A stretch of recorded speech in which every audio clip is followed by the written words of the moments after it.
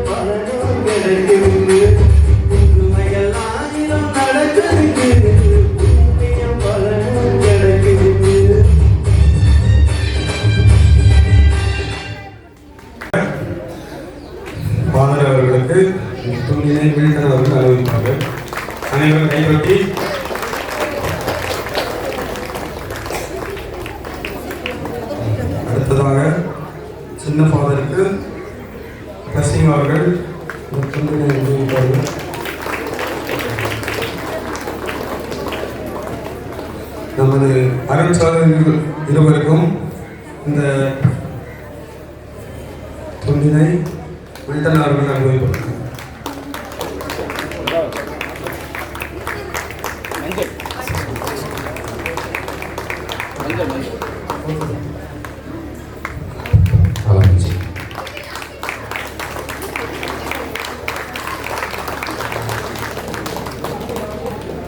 அடுத்ததாக வரவேற்பு நடனம் ஜெயிட்டா.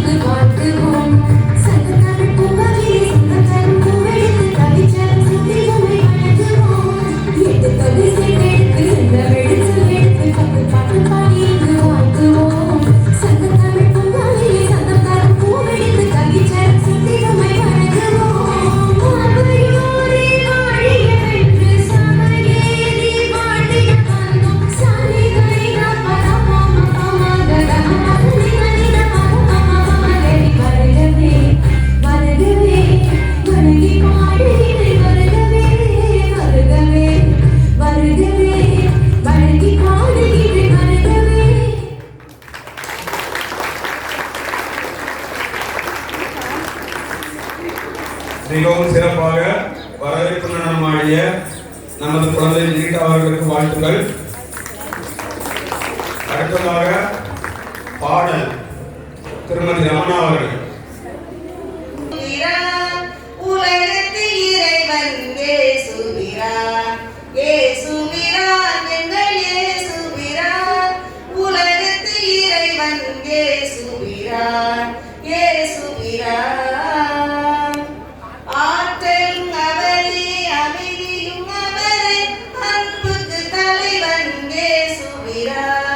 ஆற்றலும் அவரே அமைதியும் அவரே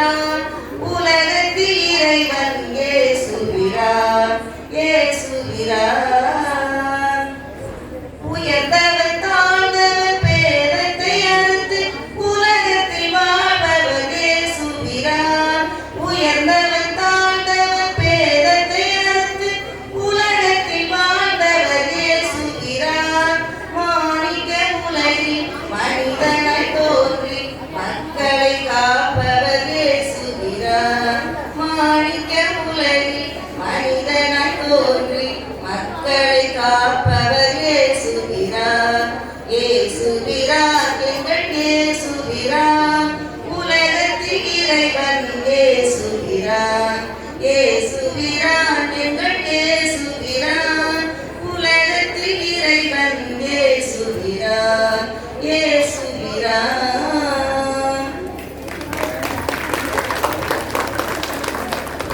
நமது ரமணா அவர்கள் இப்பொழுதும் சிறப்பாக பாடுபவர்கள். அவர்களுக்கு நம்முடைய வாழ்த்துக்களை தெரிவித்துக் கொள்வோம். அடுத்தது நடனம் ஜோஸ்மியா ஜெசியா.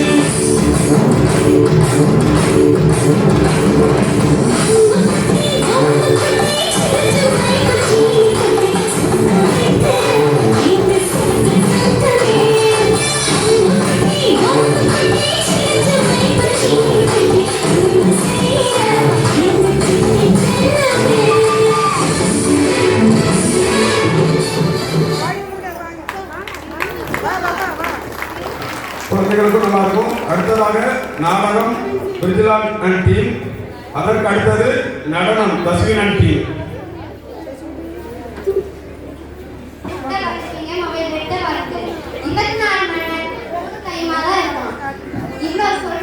கொஞ்சமாவது மதிக்கிறான பாருங்க.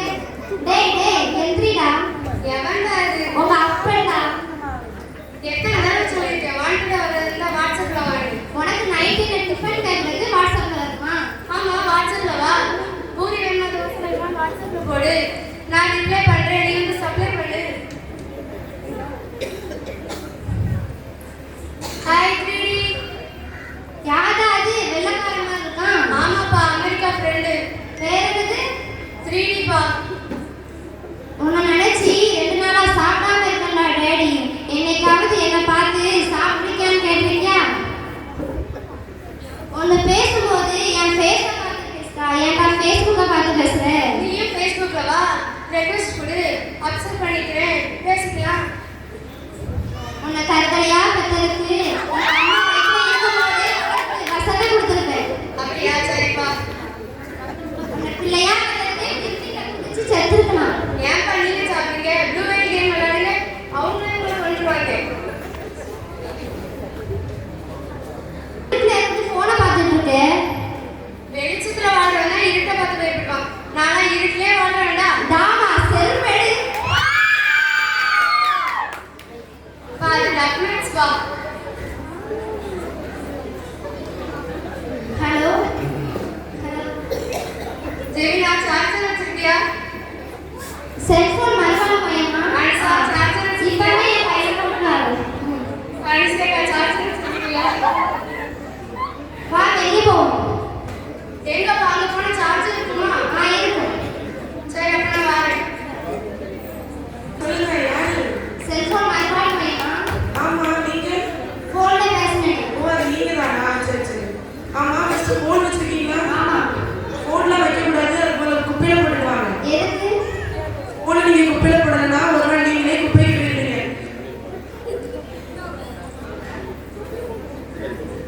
போட்டீங்களா? சரி சரி, போங்க போங்க. சார் சார்ஜர் வச்சிருக்கீங்களா? யார் யார் இவன் செல்போன் கையை வச்சிருக்கான்? அவன் செல்போன் கடலாம் வைக்கல சார். அவன் யூஸ் பண்ற போன் தான் கேமரா போனு, வாட்ஸ்அப் போனு, ஃபேஸ்புக் போனு, இன்ஸ்டா போனு. இதுல எனக்கு பெருமை வேற.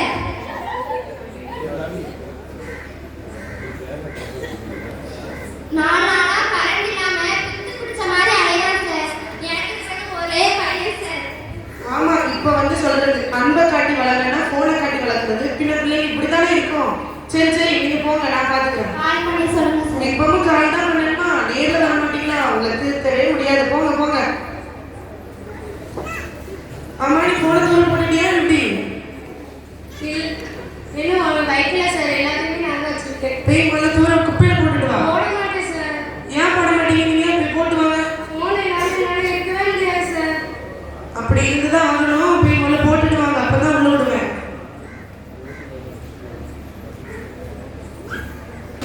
எல்லாத்தையும் குப்பையில போட்டுட்டீங்களா? போட்டுட்டேன் சார். இவனை பார்த்தா போனெல்லாம் தூரம் போட்ட மாதிரி தெரியல. மசர் பிடிக்கிற நான் கொஞ்சம் பார்த்தா தெரியாது. இந்தா வச்சிருக்கான் பாருங்க. சார் சார் அந்த போனை தந்துருங்க சார். அது என்ன, அதுல நான் புது புது படம்லாம் ஏற்றி வச்சிருக்கேன். அது இல்லைன்னா நான் சாட மாட்டேன், தூங்கவே மாட்டேன் சார். உங்களை மாதிரி ஆட்கள் போன்ல படம் ஏற்றி பார்க்கறதுனாலதான் யாருமே கேட்டுக்கே இப்ப போறதில்ல. போ போ, போன்ல தர முடியாது. செல்போன் அடிமைங்களா, இங்க வாங்க.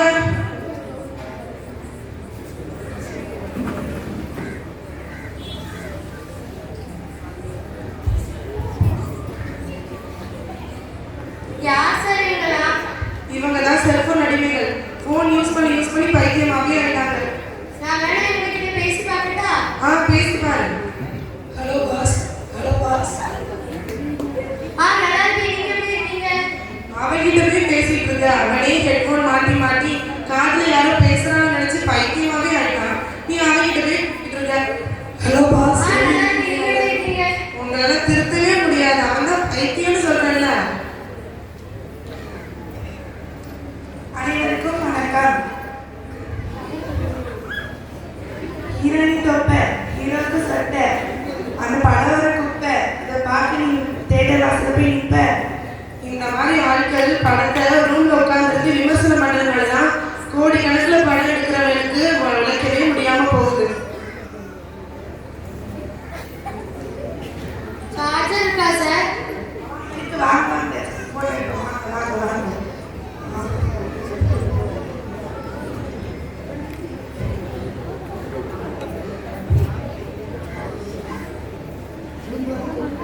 சார் சார் என்ன காப்பாத்துங்க. செல்போன் அடிக்கல, இங்க வாங்க, அவங்க விடுங்க, இங்க வாங்க வாங்க.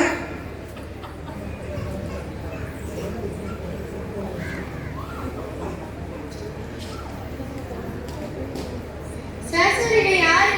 இவனுக்கு வேணாமா ஒரு 10 ரூபா பிச்சை போடட்டுமா சார்? நீ இவனுக்கு பிச்சை போட போறியா?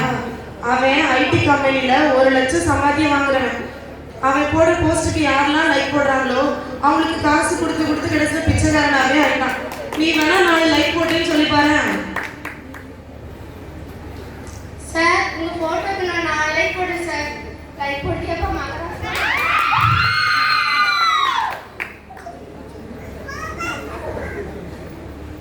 நான் போனை தேவைக்கு மட்டும்தான் யூஸ் பண்ணுவேன், தேவையில்லாம யூஸ் பண்ண மாட்டேன்.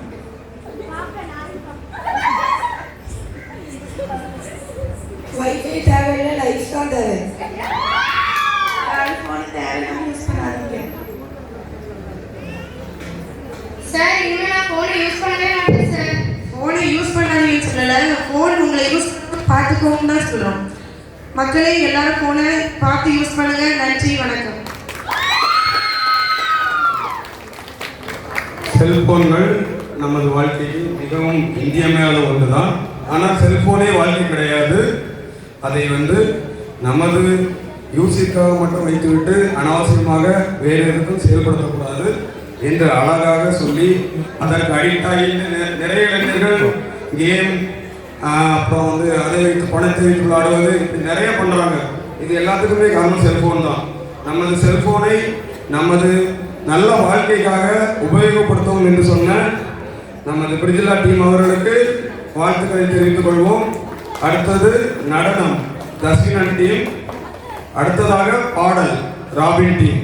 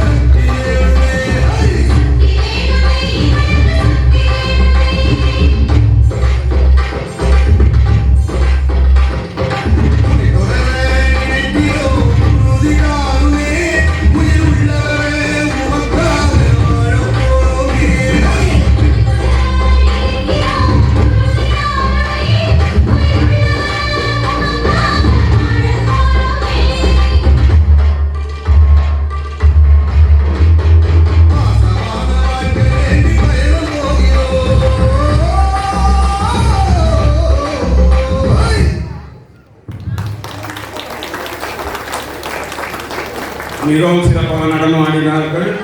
எனக்கு ராகவன் செல்வன் டான்ஸே ஆட தெரியாது, ஆனால் என் பிள்ளைகள் எவ்வளோ சூப்பராக ஆடுறாங்க பாரு. அனைவருக்கும் அடுத்ததாக நடனம் பாடல் ராபின் டீம், அதற்கு அடுத்ததாக நடனம் தன்சிகா டீம்.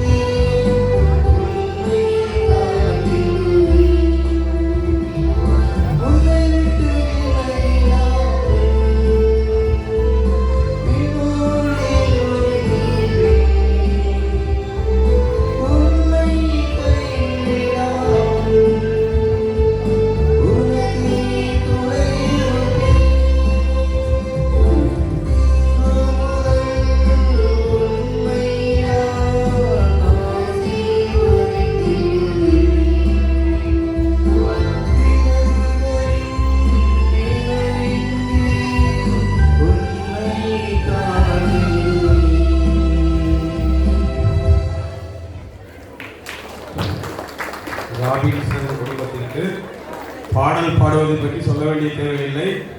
ஆண்டவரே நமக்கு எல்லாமா இருக்கிறார் என்று அருமையாக பாடிய ராபின்சன் குடும்பத்திற்கு வாழ்த்துக்கள்.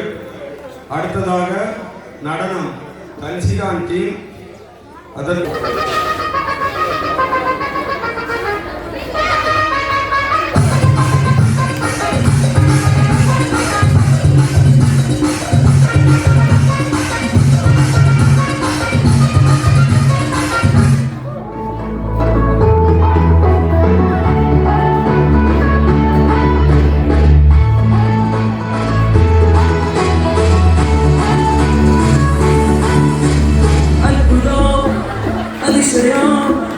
இந்த ஆண்டு நடக்க போகுது.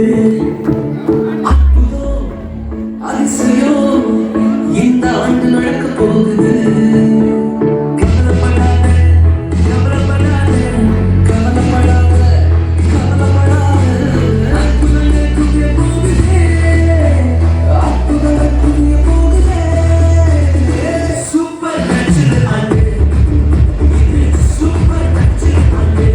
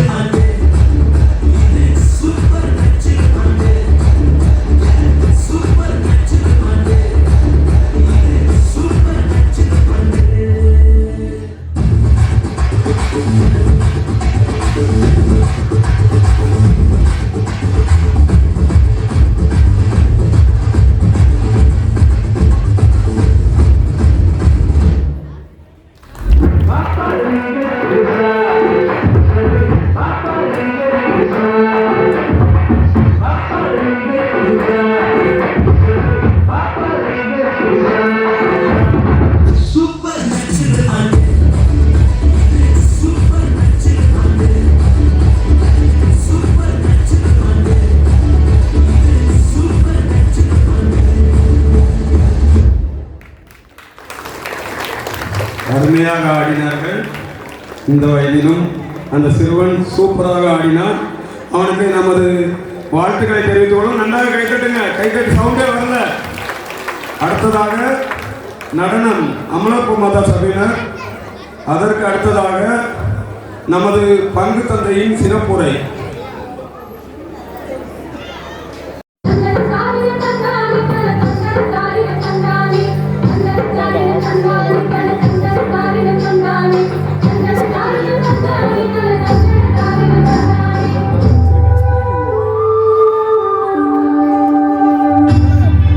கரெக்டா மட்டும்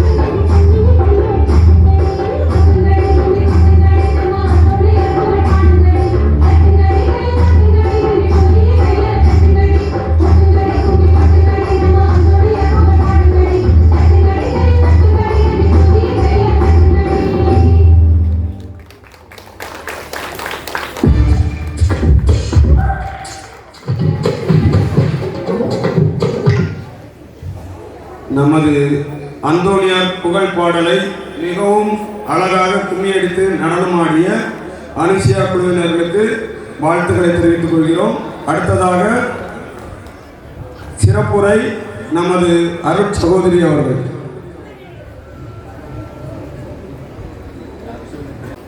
என்னை முதலில் இங்கு அழைத்து வந்த எல்லா இறைவனுக்கு முதலில் நன்றி சொல்கிறேன். உங்களுக்கு எல்லாருக்குமே தெரியும் நான் இந்த ஊரில் தான் பிறந்தேன் அப்படின்ட்டு. ஆனால் ரொம்ப ஆண்டுகளுக்கு பின்னால் இங்கே வந்து இதிலெல்லாம் பங்கெடுக்கிற ஆண்டவர் எனக்கு அருள் புரிந்திருக்கிறார். அதனால் கடவுளுக்கு நன்றி. ஆயனில்லா மந்தையை போல இருந்த புதுக்குடியேற்று சாமி கொடியேற்றத்தை ஒரு ஆயனை அனுப்பி துணை ஆயனை அனுப்பி மக்களை ஊக்கப்படுத்தி அவங்களுடைய திறமைகளை வெளிக்கொணர பலவிதமான பயிற்சிகளை போட்டிகளை கொடுத்து நம்மை புதுக்குடியேற்று மக்களையும் சாமியார் குடியேற்று மக்களையும் உருவாக்கி வரும் பங்கு தந்தைக்கும் உதவி பங்கு தந்தைக்கும் எனது வாழ்த்துக்களையும் நன்றிகளையும் உறுத்தாக்குகிறேன். நான் ரொம்ப எதிர்பார்ப்பேன் மக்கள் ஆயிரம் மந்தையை போல இருக்கிறாங்க அப்படின்ட்டு எனக்கு ரொம்ப கவலை உண்டு.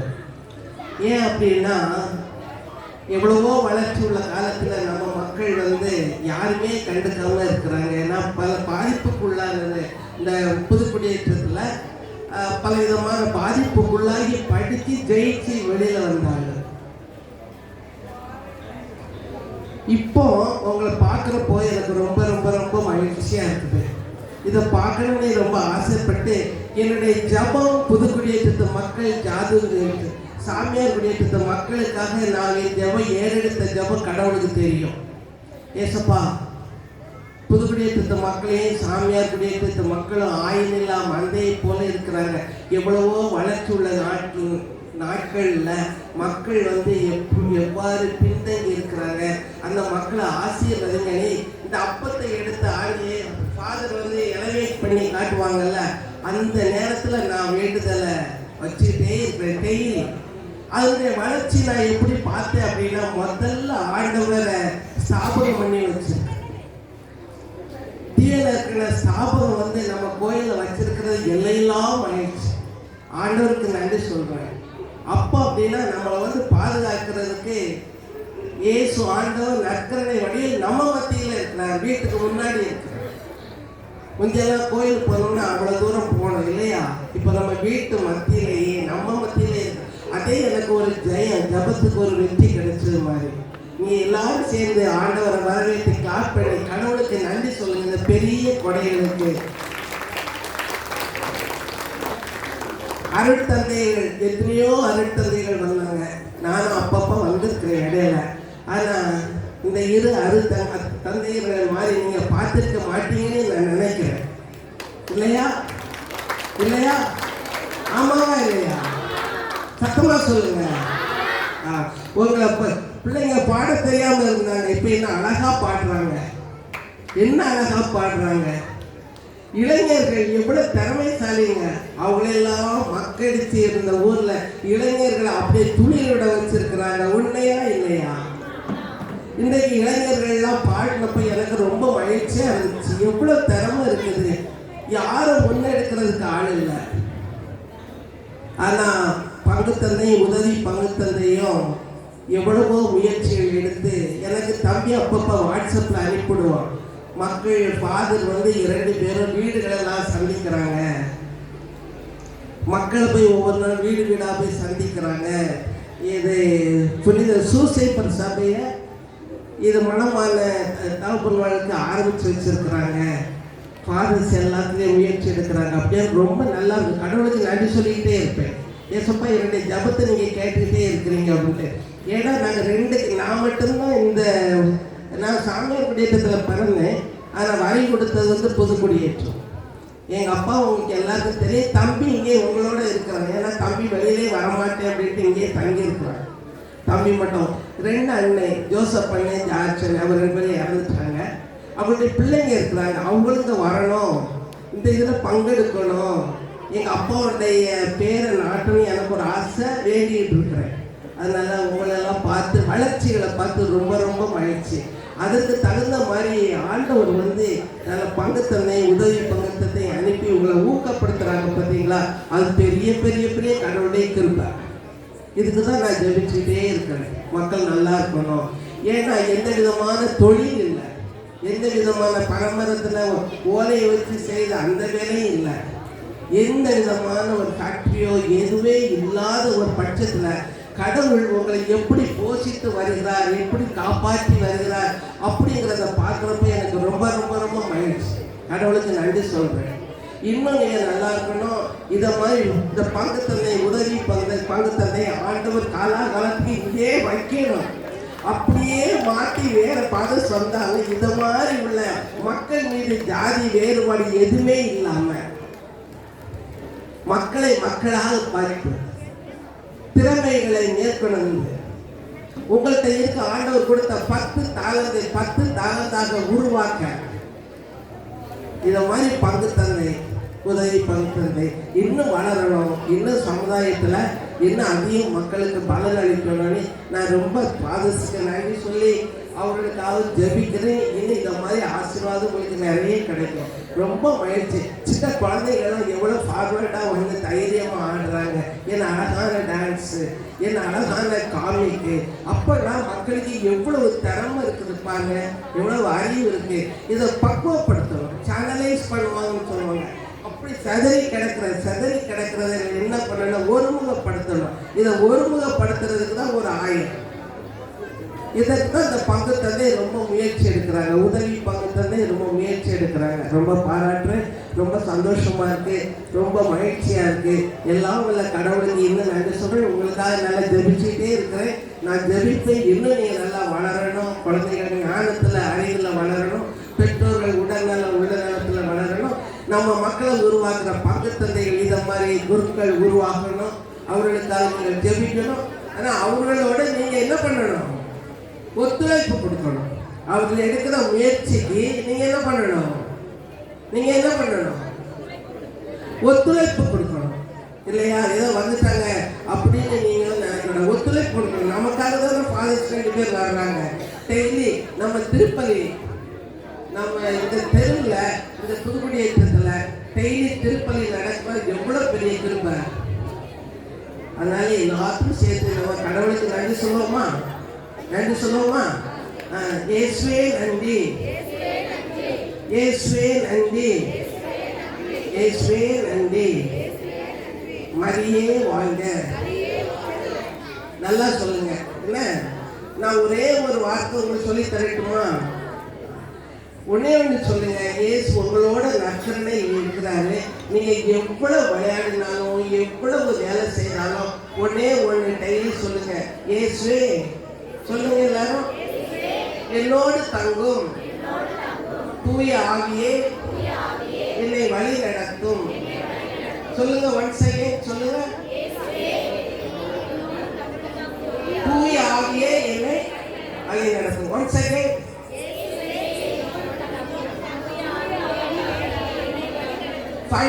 Five times. சத்தமா.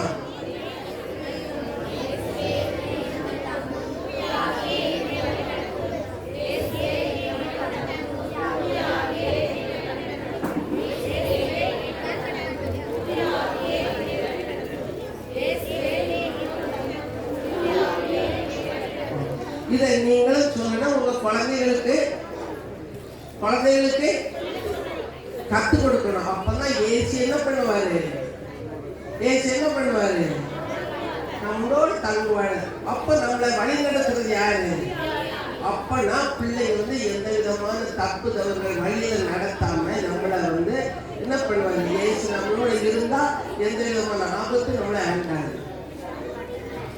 தூய் ஆவி நம்மளோட உள்ளத்துல இருக்கிறது எப்ப பண்ண, நம்ம தூய் ஆவியை பெற்றுக்கொண்டோமா இல்லையா? அவரை வந்து அப்படியே உயிரோட்டம் கொடுக்கிறது யாரு? உயிரோட்டம் கொடுக்கிறது யார் கொடுக்கணும்? நம்ம தான் கொடுக்கணும். அதான் தூய் ஆவியே என்னை வழி நடக்கும். இப்ப என்னை உங்க வீட்டுக்கு கூப்பிட்டா தானே நான் வருவேன். உங்க வீட்டுக்கு நீ கூப்பிட்டா தானே வருவேன். சாப்பிடணும்னு சொன்னா தானே சாப்பிடுவேன். நீங்க கூப்பிடாம எப்படி வருவோம்? அதே மாதிரி இயேசுவை கூப்பிடணும். இயேசுவே என்னோடு தங்கும், இயேசுவே என்னோடு தங்கும், தூய ஆவியே என்னை வழி நடக்கும். இப்படி நீங்க கூப்பிட கூப்பிட கூப்பிட கூப்பிட இயேசு உங்களை விட்டு இந்த பிள்ளைக்கு நான் கூப்பிட்டுட்டே இருக்கிறேன், நான் போகணும். அவர் பேசாதங்க பக்கத்துல. Please listen to me. நல்லா கவனிங்க. இதை நான் சொல்றது வந்து விளையாட்டுக்கு இல்லை. பெற்றோர்களாகிய நீங்கள் உங்க பிள்ளைங்களை, இந்த கருவில் இருக்கிற குழந்தைகளை வளர்த்தெடுக்கிறது தான் இந்த ஃபோனை இப்போ பண்றாங்களா, ஃபோன் ஃபோன் ஃபோன்னுட்டு. நீங்க தான் குழந்தைகள் பிறந்தவொடனே என்ன பண்றீங்க, ஒரு 4 மாதம் ஆச்சு 5 மாதம் ஆச்சுன்னா ஃபோனை கொடுத்து பாட்டு கேட்டுட்டு உங்க பாட்டுக்கு நீங்கள் விட்டுறீங்க. பழக்கிறது யாரு? தாய்மார் தான். ஃபோனை கையில் கொடுக்குறது யாரு? பெற்றோர்கள். அதனால அதுக்கு பதிலாக நீங்க என்ன பண்ணுங்கன்னா, நல்ல பாட்டை போட்டுவிட்டு குழந்தைகள் தாளாட்டுறப்போ நல்ல அருமையான பாட்டு போட்டுட்டு தாளாட்டுங்க. போன கையில கொடுத்து அதை கேட்க வைக்காது. அதனால என்ன சொல்லணும், நீங்க டெய்லி நான் தூயாவே என்னை வழி சொல்லுவீங்களா? நீங்க சொன்னீங்கன்னா நீங்க என்ன வளர்ச்சி அடுத்த வருஷத்துக்கு நீங்க நல்ல வளர்ச்சியை பார்ப்பீங்க. நானும் அதுக்கு வந்து நான் ஜெபிச்சுக்கிட்டே இருப்பேன் உங்களுடைய முன்னேற்றத்துக்காக. இந்த முன்னேற்றத்தை நான் பார்க்கறது ஆண்டோடைய பிரசன்னம் நம்ம மத்தியில் இருக்குது. ஆண்டோடைய பிரசன்னம் நம்ம மத்தியில் இருக்குது. புனித அந்தோனியார் என்ன பண்றாரு, இயேசுகிட்ட உங்களுக்காக அறிந்து பேசிக்கிட்டே இருக்கிறார். நம்ம ஒரு ஜெபம் சொல்றோம் பார்த்தீங்களா, எங்கள் ஊருக்கு பாதுகாவலும் துணையுமாய் இருக்கிற புனித அந்தோனி முனிந்திரரே. அப்ப நீங்க வந்து அவரை கூப்பிட என்ன பண்ணுவாங்க, ஆண்டோட பழி பேசிக்கிட்டே இருக்கிறார். நீங்க அதனால ஆலயத்துக்கு வர்றப்போ இயேசுடைய பிரசன்னத்தை நீங்க உணரணும். யாரு இருக்காங்க நற்கரணையில? நான் ஏன் சிஸ்டர் என்ன தெரியுமா, நான் கான்வென்ட்ல படிக்கிறப்ப தியானத்துல சிஸ்டர் கான்வென்ட்ல சேப்பல் இருக்குல்ல, அங்க போய் ஜெபிச்சப்ப அப்பா தந்தை பேசுகிற ஒரே ஒரு வார்த்தை, நான் தான் உனக்கு அம்மா, நான் தான் உனக்கு அப்பா. அதே மாதிரி உங்கள்கிட்ட ஆண்டவர் பேசுவார். நீங்க பேசுனீங்கன்னா, நீங்க கூப்பிட்டீங்கன்னா ஆண்டவர் வந்து உங்கள்கிட்ட வந்து பேசுவார். நீங்க காது கொடுத்து கேட்கணும்.